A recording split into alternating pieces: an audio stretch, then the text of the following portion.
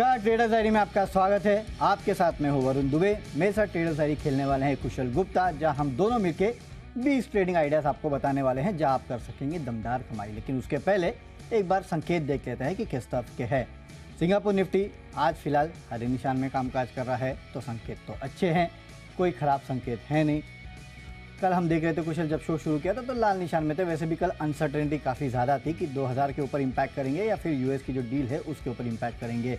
लेकिन कल हमें एक साफ समझ में आ गया कि 2000 के ऊपर तो हम रिएक्ट करने वाले हैं नहीं, और अनिल सर ने भी कल यही कहा था कि इसका कोई इम्पैक्ट देखने मिल रहा नहीं है। और वैसा ही ट्रेडिंग सेशन हमने कल के ट्रेडिंग सेशन में देखा, जहाँ पे हरे निशान में क्लोजिंग हुई, अच्छे खासे हरे निशान में क्लोजिंग हुई। ये सबसे बड़ी बात है कि मार्केट ने इस इवेंट को पूरी तरह से इग्नोर किया है। ये एक अच्छी बात है, यानी कि हम शॉक एब्जॉर्वर जो है हमारे मार्केट्स में लग चुका है, शॉक झेलने की पूरी हिम्मत है। अब बात करते हैं यूएस के मार्केट्स की। तो यूएस के मार्केट्स कल अगर आप देखेंगे ओवरनाइट तो कुछ हद तक मिला जुला वहाँ पे कारोबार देखने मिला। डाउ जोन्स को अगर आप देखेंगे तो ऊपरी स्तर से थोड़ा दबाव था और 140 पॉइंट के आसपास की गिरावट जो है वो डाउ जोन्स में देखने मिली। लेकिन नैस्डैक, ये एक है ना आईटी सेगमेंट, यहाँ पे नजर रखना चाहिए। हमारे यहाँ भी अगर आप देखेंगे तो आईटी स्टॉक्स में जोरदार तेजी है, नैस्डैक में भी जोरदार तेजी देखने मिल रही है। कुशल, कुछ समझ में आ रहा है कि आईटी स्टॉक्स में तेजी हो क्यों रही है? आप तो इस सेक्टर को क्लोजली ट्रैक करते हैं। बिल्कुल, तो कहीं ना कहीं अब एक्चुअली वरुण सिनेरियो ये बन रहा है कि सेक्टर रिवर्सल्स बन रहे हैं और लोगों में अभी जो थॉट प्रोसेस है ना, जो इनिशियल लोगों का थॉट था कि यूएस के मार्केट्स में आपको काफ़ी दिक्कतें आती हुई नजर आएंगी, अभी भी वो अनिश्चितता बनी हुई है। बट कहीं ना कहीं जैसे हम देखते हैं ना स्टॉक मार्केट में कि हमेशा 6 महीने साल भर के बाद वाले जो सिनेरियोज होने वाले हैं वो अब फैक्टर इन होते हुए नजर आ रहे हैं। जो पहले डर था रोज करेक्ट वो भी नहीं हो रहा है, और बॉन्ड यील्ड भी नहीं बढ़ रही है। और अभी जो सिनेरियो इनके लिए बना हुआ है खासकर यूएस मार्केट्स में, वो एक बहुत ही चिंता का विषय एनी विच वेज बना हुआ ही है। डेट सीलिंग को लेकर भी जो खबरें हैं वो कहीं ना कहीं तो हो जाएगा, पक्का हो जाएगा। तो देखना है कि फाइनली कब होता है। बट अभी तो एक ओवरहैंग तो है, बट भारतीय बाजारों के लिए एक सेक्टर रोटेशन या सेक्टर रिवर्सल्स के हिसाब से, क्योंकि आप मेटल्स भी देखिए बहुत दिनों से ठंडे पड़े थे, वहां पर भी लगातार गिरावट आ रही थी, पर कल के दिन में आईटी और मेटल दोनों चले। अब तो लोग कह रहे हैं कि वो यूएस के फेडरल रेट्स जो है शायद एक बार हो सकता है और उसके बाद शायद थम भी जाए। करेक्ट, कुछ लोग ये भी कह रहे हैं। तो शायद we are end of the bear market for IT stocks, ये कहना सही होगा। पॉसिबली हो सकता है। अब देखना है कि ये आगे के लिए कितना चलता है, बट कल के दिन में जिस तरह का प्रदर्शन रहा है काफी काबिल तारीफ है। मैं कभी कभी सोचता हूँ कि क्या इसके चलते आपको आईटी स्टॉक्स में इन्फोसिस, टीसीएस खासकर लेना चाहिए। 4500 पे इन्होंने बायबैक किया था, उसके काफी नीचे स्टॉक ट्रेड करा, और हिस्ट्री है कि जो रेट पे बायबैक करते हो रेट वापस आता जरूर है। 100% वो वापस आता जरूर है। और साथ ही इन्फोसिस पर भी आप नजर डालिए, आप देखिए यहाँ पर किस तरह के लेवल्स बने थे। जब विसल ब्लोइंग का केस सामने निकल कर आया था तो 750-800 रुपए के लेवल्स तक नीचे गया था ये। उसके बाद बढ़ते बढ़ते 1500 के लेवल्स भी इसने टच किए। अब आप देखिए 1200 के लेवल्स पर आ गया था। जिस तरह से यूएस में, यूरोप में मूड माहौल खराब होता हुआ दिखा था, और खासकर कुछ लोग बात भी कर रहे थे कि टीसीएस और इन्फोसिस में पर्टिकुलरली इनका जो स्मॉल यूएस में स्मॉल रीजनल बैंक्स हैं उनमें एक्सपोजर सबसे ज्यादा है। तो कहीं ना कहीं वो अनसर्टेनिटी जो बनी थी, अब कहीं ना कहीं वो बादल छटते हुए नजर आ रहे हैं। यूएस में भी आप देखिए अब स्मॉल बैंकों के लेकर कौन बात कर रहा है? कोई बात नहीं करता है, जाहिर सी बात है। तो कहीं ना कहीं दिक्कतें जो है वो शायद कम होते हुए दिखाई दे रही है। आईटी सेक्टर पे आपको उसका इंपैक्ट देखने मिल रहा है। हालांकि ये जितने भी आईटी स्टॉक्स है सब लॉन्ग टर्म बेट ज्यादा है कुशल, राइट? करेक्ट। इंट्राडे में तो आप चलिए 1-2% के आसपास की तेजी वैसे भी देख ही लेते हैं इन स्टॉक्स में। लेकिन चलिए शो की शुरुआत करते हैं और स्टॉक्स के साथ शुरुआत करते हैं। कहाँ हमने खरीदारी की सलाह दी है, कहाँ बिकवाली की सलाह दी है। कुशल, आप पहले बताइए आज कैश में आपने क्या चुना है? देखिए, कैश मार्केट में मैंने स्टॉक चुना है EIH लिमिटेड का। अब आप देखिए होटल स्पेस तो वैसे ही काफ़ी बजिंग है और बहुत ही बेहतरीन नंबर्स तमाम जितने भी होटल स्पेस के काउंटर्स हैं वो पोस्ट करते हुए दिख रहे हैं। पर साथ ही आप EIH लिमिटेड देखिए, कल के सत्र में ऑलमोस्ट 2% तक की गिरावट रही थी, तो स्टॉक नतीजों के पहले रिएक्ट करता हुआ नहीं दिखा है। हालांकि अगर आप देखेंगे तो 52 वीक हाई के आसपास ये अब काउंटर ट्रेड कर रहा है, तो थोड़ा कॉशियस ट्रेड रखिए। बट लार्जली जिस तरह के नंबर्स आए हैं उससे मैं काफ़ी प्रभावित हुआ हूँ और काफ़ी बेहतरीन नंबर्स आप कह सकते हैं। पिछले साल 6.5% के मार्जिन, इस साल 32% के मार्जिन EIH लिमिटेड देती हुई दिख रही है। तो क्लियर कट डिस्टिंक्शन आपको दिख रहा है डिमांड के लिहाज से, रियलाइजेशन के लिहाज से, और आउट परफॉर्मेंस तो आ रही है नंबर्स में। आप देखिए रेवेन्यू फ्रंट पर 112% की ग्रोथ है, मुनाफे के लिहाज से 470% की ग्रोथ, यानी कि 15 करोड़ का मुनाफा था पिछले साल, 84 करोड़ का मुनाफा EIH लिमिटेड ने इस बार कर दिया है। तो कोई कंपैरिजन ही नहीं है, एप्पल टू ऑरेंजेस का कंपैरिजन आप कह सकते हैं एक हिसाब से, but quarter on quarter basis पर भी स्थिति थोड़ी सी सुधरती हुई दिख रही है। तो मुझे लग रहा है कि एच लिमिटेड नंबर्स काफ़ी आउटस्टैंडिंग है, खरीदारी करके चलिए। 201 रुपये की प्राइसिंग है, 208 रुपये का लक्ष्य बनाना है, 196 रुपये आपका रहेगा स्टॉप लॉस। तो चलिए, होटल स्पेस काफ़ी बजिंग है, नतीजे अच्छे आ रहे हैं, इसके लिए आपको इन स्टॉक्स पर नजर रखनी है। मेरा पहला स्टॉक एक टेक्निकल स्टॉक है, पैरामीटर टेक्निकल नहीं है, नाम में टेक्निकल है, और वो है गरवारे टेक्निकल फाइबर। यहाँ पे आपको खरीदारी करना है, 3100 के लेवल के लिए 2930 का स्टॉप लॉस रखना है। इस कंपनी के भी नतीजे आए हैं, वो काफ़ी बेहतर है।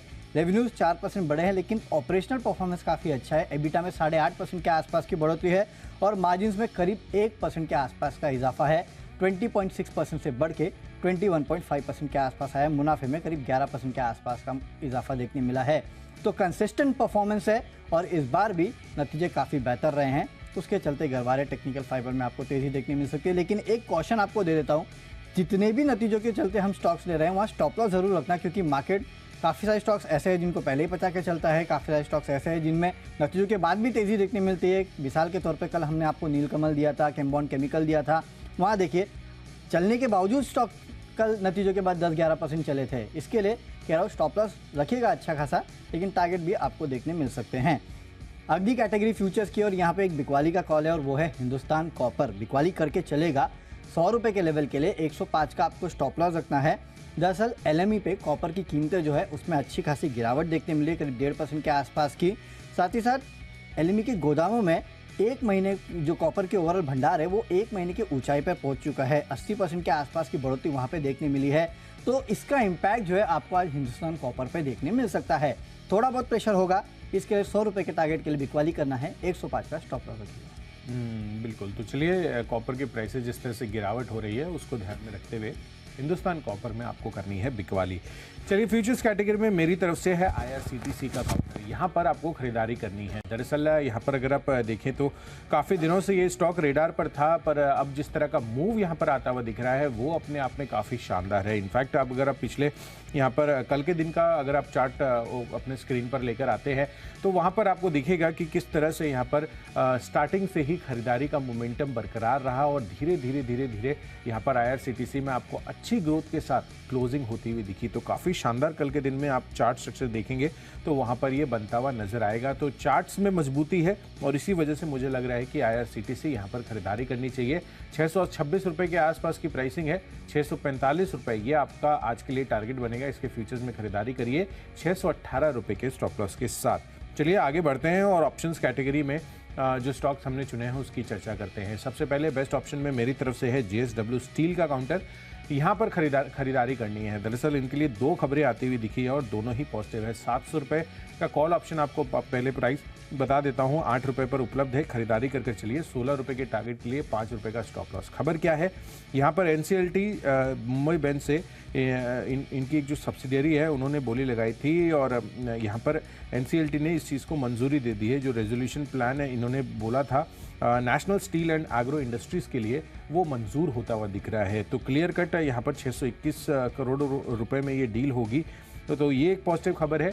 दूसरी खबर है इसमें कि जापान की JFE स्टील के साथ इन्होंने करार कर लिया है भारत में CRGO यानी कि cold rolled grain oriented electrical steel बनाने के लिए, और भारत में ये इस टाइप का पहला JV है जो CRGO प्रोड्यूस करने के लिए बना गया है। तो कहीं ना कहीं ये दो खबरें JSW स्टील के लिए आज पॉजिटिव रह सकती है। लेवल्स मैंने आपको ऑलरेडी बता दिए। तो JSW स्टील और IRCTC यहाँ पे आपको खरीदारी करना है। इनफैक्ट कुशल IRCTC के लिए एक बात बोलना चाहूँगा, मेरा IPL स्टॉक आपने ले लिया ये अगर आपने नहीं लिया होता तो ये आज नहीं तो कल मेरी टीम में एज IPL स्टॉक होता, क्योंकि जिस लेवल पे ये उपलब्ध है और टेक्निकल जिस तरह से कह रहे हैं लंबी उड़ान भरेगा ये। यहाँ से अच्छी खासी आपको अपसाइड देखने मिल सकती है। एक समय था 1000 रुपये रेलवेज उड़ान भरेगी। रेलवेज उड़ान भरेगी इस बार एविएशन नहीं भरेगा। और आप एक बात देखिए, जितने भी रेलवे स्टॉक है सब चल चुके हैं सिवाय IRCTC को छोड़। तो कहीं ना कहीं इग्नोर्ड स्टॉक है, आज नहीं तो कल चलना है। तो अगर आप समय देंगे इसको थोड़ा 8 महीने 12 महीने, तो आपको कम से कम 30-40% के आसपास का अपसाइड देखने मिल सकता है। चलिए, तो डबल कन्विक्शन आता हुआ दिख रहा है वरुण। इनफैक्ट IRCTC और JSW स्टील मेरी तरफ से है। ऑप्शंस में वरुण आप क्या ले रहे हैं? अच्छा, BPCL यहाँ पे कॉल ऑप्शन जो है 365 का, वहाँ पे आपको खरीदारी करना है 4.5 के लेवल के लिए 3 रुपये का स्टॉप लॉस रखेगा। नतीजे काफ़ी अच्छे हैं, खासकर ऑपरेशनल अगर आप परफॉर्मेंस देखेंगे तो एबिटा 2.5 गुना बड़ा है। मार्जिन अगर आप देखेंगे 3.5% से 9.4% पे आए हैं, 8.1% का अनुमान था और मुनाफा 3.25 गुना भरा है, 6,477 करोड़ के आसपास है, जबकि करीब 1,300 करोड़ का एक्सेप्शनल लॉस हुआ है। अगर वो नहीं होता तो मुनाफा कंपनी का करीब 7,500-8 हज़ार करोड़ के आसपास होता, जो कि हमारे एस्टीमेट से कई ज़्यादा है। इसका इम्पैक्ट आज आपको बीपीएसएल पे देखने मिल सकता है। यहाँ पे आप कॉल ऑप्शन खरीद सकते हैं 365 का, 4.5 रुपये के लक्ष्य के लिए 3 रुपये का रखेगा स्टॉप लॉस। चलिए बाकी कैटेगरीज और काफ़ी सारी है, चलते हैं अगली कैटेगरी जो कि है टेक्निकल। कुशल बताइए। देखिए टेक्निकल चार्ट्स पर एक और स्टॉक आईआरसीटी के साथ साथ मुझे पसंद आ रहा है और वो है मैट्रिमनी.com का। अगर आप पिछले एक महीने का चार्ट भी देखेंगे ना यहाँ पर, तो क्लियर कट आपको एक रिवर्सल्स के ट्रेंड आते हुए नजर आएंगे और निचले स्तरों से अच्छी खरीदारी इस काउंटर पर आती हुई दिख रही है। साथ साथ एक और खबर भी आई है जिसमें पॉजिटिव फंड एक्शन होता हुआ दिख रहा है, जिसके अंतर्गत कार्नेलिया एसेट एडवाइजर्स करके कंपनी है, उन्होंने करीबन 1.5 लाख शेयरों की यहाँ पर खरीदारी की है 560 रुपये प्रति शेयर के भाव पर। अब देखिए 575 रुपये के आसपास की इसकी प्राइसिंग रही है। तो पॉजिटिव फंड एक्शन के साथ साथ जो मैंने आपको बताया कि चार्ट स्ट्रक्चर में अच्छी मजबूती है, उस चीज़ को ध्यान में रखते हुए टेक्निकल चार्ट्स पर मैट्रिमनी.com पर आप खरीदारी कर चल सकते हैं। 585 रुपये का लक्ष्य रखिए, 562 रुपये होगा आपका स्टॉप लॉस। चलिए तो मैट्रिमनी.com यहाँ पे टेक्निकली स्ट्रॉन्ग लगता है, खरीदारी आपको करना है, लेकिन मेरे तरफ से एक बिकवाली का कॉल है टेक्निकल। और कुशल ये आपका ऑल टाइम फेवरेट है इंडस टावर, यहाँ पे बिकवाली करना है क्योंकि चार्ट्स इसके कभी मजबूत रहते ही नहीं है, हमेशा कमज़ोर रहते हैं और अभी भी कमज़ोर है। पिछले 4-5 ट्रेडिंग सेशन से अगर आप देखेंगे तो रोज़ इसमें गिरावट देखने मिल रही है। मेरे ख्याल से फर्दर गिरावट आपको देखने मिलेगी। अब टावर गिरा के ही छोड़ेंगे लग तो मुझे टावर है ही इतने कमज़ोर, तो मैं क्या करूँ, रोज़ गिरता है। आई मीन कभी चलने का, और चलता भी है तो ऐसा है कि 10% गिरेगा 2% चलेगा। इसका दिक्कत की बात ये है, पता नहीं क्या हो रहा है, लेकिन हाँ चार्ट्स पे काफ़ी कमज़ोर है, लगातार गिरावट देखने मिल रही है, अच्छे खासे वॉल्यूम के साथ स्टॉक गिर रहा है। 139 के लेवल के आप फर्दर बिकवाली कर सकते हैं, 145 का स्टॉप लॉस रखिएगा। आज चल गया तो कल फिर गिरेगा। अब ये तो लग ही रहा है वरुण। इनफैक्ट फंडामेंटली भी अगर आप देखें तो जो फैक्टर है, जिस तरह से वोडाफोन आइडिया पर इनकी डिपेंडेंसी है और जो पेरेंट है वोडाफोन पीएलसी, उनकी तरफ से भी जब स्टेटमेंट्स आते हुए दिखे थे कि उनका ही कॉन्फिडेंस नहीं है कंपनी पर, तो कहीं ना कहीं एक अनिश्चितता का मूड माहौल तो बनता ही है। और इंडस टावर जो कि एक काफ़ी बड़ा सर्विस प्रोवाइडर है इनको टावर्स के लिहाज से, तो उनकी भी जो रीपेमेंट वाली सिनेरियो है, जो रीपेमेंट शेड्यूल है, अब वो मेंटेन रहता है नहीं, ये एक बड़ा सवाल है। तो डेफिनेटली तो किसी के वजह से किसी की और की पिटाई हो रही है, लेकिन हाँ दिक्कत है और फंडामेंटल्स खराब हो चुके हैं, टेक्निकल्स भी खराब है ही। एक बार ही करके चलेगा इंडस टावर में। चलिए अगला काउंटर फंडामेंटल काउंटर है और वो है बेक्टर्स फूड। यहाँ पे आप खरीदारी करके चलेगा 673 के लेवल के लिए 635 के आसपास का स्टॉप लॉस रखना है। देखिए वैसे तो अगर आप देखेंगे तो फंडामेंटली ये कंपनी काफ़ी स्ट्रांग है और इस साल लगातार इस कंपनी ने बेहतर नतीजे पेश किए हैं। 25 तारीख को फिर इस कंपनी के नतीजे आने वाले हैं, उसके पहले मुझे लगता है कि आपको बेक्टर्स फूड में अच्छी खासी तेजी देखने मिल सकती है। इस काउंटर को अपने रडार पर रखेगा। नतीजों के पहले तो आपको पोजीशन लेना है क्योंकि नतीजे फिर से अच्छे आ सकते हैं, लेकिन नतीजे अनुमान से अगर बेहतर आए ना तो यहाँ से ये काउंटर कम से कम 800 के आसपास के लेवल आपको दिखाएगा। फिर आपको इस स्टॉक को अपने पोर्टफोलियो में रख लेना है। बेक्टर्स फूड फंडामेंटल स्टॉक, नतीजों के पहले खरीदारी करना, नतीजे अच्छे आए तो फर्दर ऐड कर सकते हैं आप। फिलहाल तो 673 के लेवल के लिए खरीदारी कीजिएगा। तो मिसेस बेक्टर फूड्स यहाँ पर खरीदारी का मूड माहौल बन सकता है। डेफिनेटली इस पर नजर रखिए, अच्छी खरीदारी इसमें देखने को मिल सकती है आपको। चलिए टेक्नो पिक भी हो गई है, वरुण की तरफ से फंडा पिक भी बता दिया है। मेरी तरफ से जो मैंने फंडा पिक चुना है वो है भारती एयरटेल का काउंटर। यहाँ पर आप खरीदिए। तो जैसे कि वरुण बता रहे थे कि एक का नुकसान दूसरे का फ़ायदा, ये इसमें साफ तौर पर देखने को मिल रहा है। क्योंकि अगर आप मार्च महीने के जो ट्राई का डेटा आता है हर 2 महीने के गैप के बाद, अब आप देखिए यहाँ पर जो मार्च महीने में डेटा आता हुआ दिख रहा है, उसके अंतर्गत भारती एयरटेल ने फिर से मार्च महीने में करीबन 10-10.5 लाख ग्राहक के जोड़ते हुए नजर आए हैं, जबकि वोडाफोन आइडिया बीएसएनएल ने ग्राहक गंवाए हैं। तो इस चीज़ को ध्यान में रखते हुए मुझे लग रहा है कि भारती एयरटेल लगातार अपनी जो प्रेजेंस है वो बढ़ाते जा रहा है और कहीं ना कहीं एक ड्यूओपोली वाला सिनेरियो यहाँ पर बनता हुआ दिख रहा है। तो भारती एयरटेल इस वजह से खरीदारी करके चलिए। वैसे भी स्टॉक बहुत स्टेबल रहा है, मार्केट की वॉलिटिलिटी इसके से अछूता रहा है, तो इस वजह से मुझे लग रहा है कि स्ट्रेंथ और स्टेबिलिटी इसमें बरकरार है। अगले 12 महीनों में 950 रुपये के टारगेट के लिए भारती एयरटेल आपको खरीदारी के अच्छे मौके दे सकता है। चलिए आगे बढ़ते हैं और अब आईपीएल स्टॉक की तरफ नजर डालते हैं।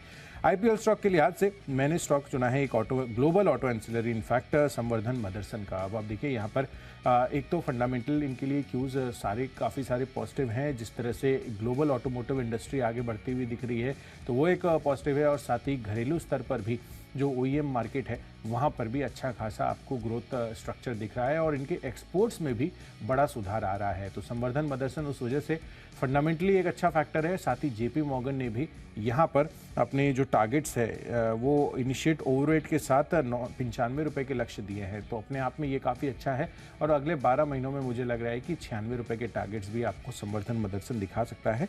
आईपीएल स्टॉक खरीदारी करें। मेरे तरफ से आईपीएल स्टॉक भी एक ऑटो स्टॉक ही है, वो है हीरो मोटोकॉर्प। देखिए मैं काफ़ी कम देता हूँ हीरो मोटोकॉर्प या फिर टाटा मोटर्स। आप ज़्यादातर देखेंगे कुशल की टीम में आपको ये सारे स्टॉक्स मिलते हैं, लेकिन आज कन्विक्शन मेरा भी बढ़ चुका है। 3200 के लेवल के लिए आपको खरीदारी करना है। अगले एक साल में ये लेवल दिखा सकता है, हो सकता है उसके पहले भी दिखा दे।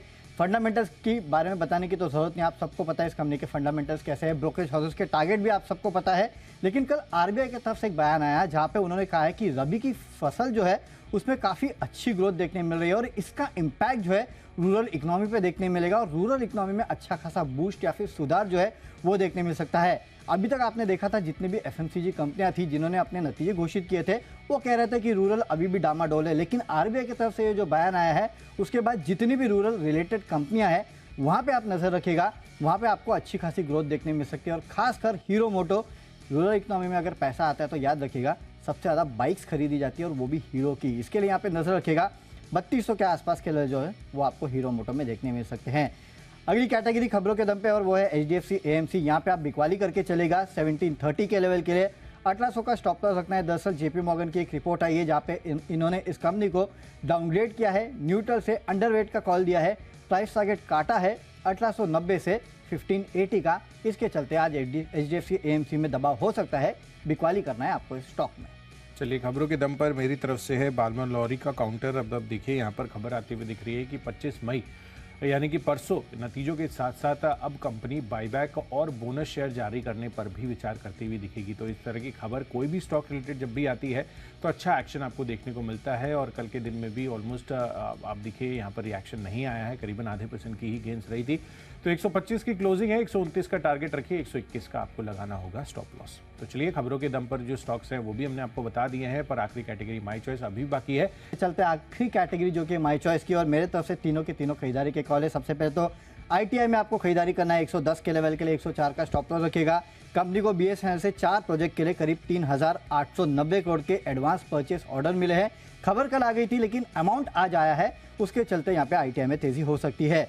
अगला स्टॉक है धनलक्ष्मी बैंक। खरीदारी कीजिएगा 18 रुपये के लेवल के लिए, 16.5 का स्टॉप लॉस रखना है। नतीजे आए कंपनी के काफ़ी बेहतर है। एनआई में 19.5%, मुनाफे में 63% के आसपास की बढ़ोतरी है। एनपीएस में कमी आई है, उसका असर आज धनलक्ष्मी बैंक में देखने मिल सकता है। और आखिरी स्टॉक है फ्यूजन माइक्रो फाइनेंस। 499 के लेवल के लिए खरीदारी कीजिएगा, 470 का स्टॉप लॉस रखना है। नतीजे काबिल तारीफ है। एनआई में 62% की बढ़ोतरी, मुनाफा अगर आप देखेंगे तो 14 करोड़ से बढ़ के 114 करोड़ पे आ चुका है। नेट इंटरेस्ट मार्जिन 9.9% से बढ़ के 10.6%, इससे ज़्यादा क्या चाहिए। और सीएलएसए ने भी अपना लक्ष्य जो है 550 से बढ़ा के 625 किया है। इसके चलते स्टॉक में तेजी हो सकती है, खरीदारी कीजिएगा स्टॉक में। चलिए तो बढ़िया नतीजे आ रहे हैं फ्यूजन माइक्रो फाइनेंस के। साथ ही माई चॉइस कैटेगरी में मेरी तरफ से भी तीनों के तीनों खरीदारी के कॉल हैं। इनफैक्ट पीबी फिनटेक यहाँ पर खरीदारी करनी है। नंबर्स काफ़ी अच्छे आते हुए दिख रहे हैं। कामकाजी घाटा जो है कंपनी का 68 करोड़ पर आया है। पिछले साल यही आंकड़ा करीबन 255 करोड़ रुपए का था। कंपनी का फाइनल आप बॉटम लाइन देखेंगे तो घाटा 9 करोड़ ही रह गया है, 220 करोड़ से घटकर।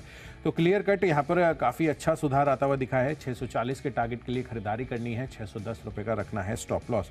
दूसरा कॉल है एसजेवीएन पर। यहाँ पर भी मार्जिन सिग्निफिकेंटली इंप्रूव होते दिखे हैं। 44% से बढ़कर 61% के मार्जिन है। मुनाफे में 130% तक का उछाल है। तो 38 रुपये का टारगेट यहाँ पर बनाइए, 34.5 रहेगा आपका स्टॉप लॉस। और आखिरी कॉल है एस्ट्रा माइक्रोवेव पर। यहाँ पर कंपनी की जेवी जो है एस्ट्रा राफेल कॉम्सिस, इनको 158 करोड़ रुपए का ऑर्डर मिलता हुआ दिख रहा है सॉफ्टवेयर डिफाइंड रेशियो की सप्लाई के लिए, रेडियो की सप्लाई के लिए। तो कहीं ना कहीं इस वजह से एस्ट्रा माइक्रोवेव फोकस में रहेगा। खरीदारी करिए, 350 रुपये का टारगेट, 334 रुपये स्टॉप लॉस।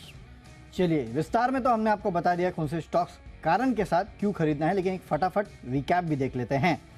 कैश में खरीदारी करना है गरवारे टेक्निकल फाइबर में, नतीजे अच्छा है, उसके चलते तेजी हो सकती है। लेकिन फ्यूचर्स में हिंदुस्तान कॉपर में आपको बिकवाली करना है क्योंकि एलएमई में कॉपर की कीमतों में गिरावट हुई है, उसका असर देखने मिल सकता है। ऑप्शंस में बीपीसीएल का 365 का कॉल ऑप्शन खरीदना है 4.5 के लेवल के, नतीजे काफ़ी बेहतर है, अनुमान से बेहतर है। ब्रोकरेज हाउसेस ने प्राइस टारगेट बढ़ाए हैं, उसके चलते तेजी हो सकती है। टेक्निकली इंडस टावर कमजोर लगता है, बिकवाली करना है। फंडामेंटली बेक्टर्स फूड में खरीदारी करना है, नतीजों के पहले तेजी हो सकती है। आईपीएल स्टॉक है हीरो मोटोकॉर्प 3200 के लेवल की खरीदारी कीजिएगा खबरों के दम न्यूज़ के दम पे। एचडीएफसी एएमसी में बिकवाली करना है, जेपी मॉर्गन ने इसका लक्ष्य घटाया है, डाउनग्रेड किया है स्टॉक को, उसके चलते कमजोरी हो सकती है। माई चॉइस में आईटीआई, इस कंपनी को बीएसएनएल से 4 प्रोजेक्ट के लिए 3890 करोड़ के एडवांस परचेस ऑर्डर मिले हैं, उसके चलते तेजी हो सकती है। धनलक्ष्मी बैंक नतीजे बेहतर है, उसके चलते खरीदारी करना है। और फ्यूजन माइक्रो फाइनेंस बेहतर नतीजों के चलते यहाँ पे भी तेजी हो सकती है। और आज का मेरा बेस्ट पिक है फ्यूजन माइक्रो फाइनेंस, खरीदारी करके चलेगा। कंपनी के नतीजे तो काफ़ी बेहतर है, साथ ही साथ सीएलएसए ने अपना लक्ष्य इस काउंटर पे बढ़ा दिया है, 550 से बढ़ा के 625 का कर दिया है, उसके चलते अच्छी खासी तेजी स्टॉक में आज हो सकती है। चलिए, बढ़िया नतीजों के दम पर EIH लिमिटेड में करें खरीदारी। साथ ही IRCTC में शॉर्ट कवरिंग मूव है। ऑप्शंस कैटेगरी में JSW स्टील पसंद आ रहा है, पॉजिटिव खबरें आई हैं। टेक्निकल चार्ट्स पर मैट्रिमनी.com पॉजिटिव फंड एक्शन भी है, खरीदारी करके चलिए। भारतीय एयरटेल अगले 1 साल में 950 रुपए के टारगेट। संवर्धन मदरसन अच्छा लग रहा है, ऑटन सिलरी में 96 रुपए के लक्ष्य के लिए यहाँ पर भी लॉन्ग टर्म बेट लेकर चल सकते हैं। खबरों पर बालमन लॉरी पसंद आ रहा है और माइचेस कैटेगरी में PB फिनटेक, SJVN और एस्ट्रा माइक्रोवेव खरीदारी करनी है। और इन सब में आज का बेस्ट पिक है मेरा संवर्धन मदरसन, 96 रुपए के टारगेट्स अगले 1 साल में आपको ये बेहतरीन ग्लोबल ऑटो एंसिलरी आज की डेट में अवेलेबल है। तो चलिए, ये सारे स्टॉक्स है जहां पे आपको खरीदारी करना है या फिर बिकवाली करना है। स्टॉक्स तो हमने आपको बता दिए, लेकिन कुशल, दुनिया का सबसे इम्यून मार्केट है हमारा। हाँ, ना डेट सीलिंग का फर्क पड़ता है, ना ही 2000 का फर्क पड़ता है, लेकिन हाँ लेवल्स का फर्क जरूर पड़ता है।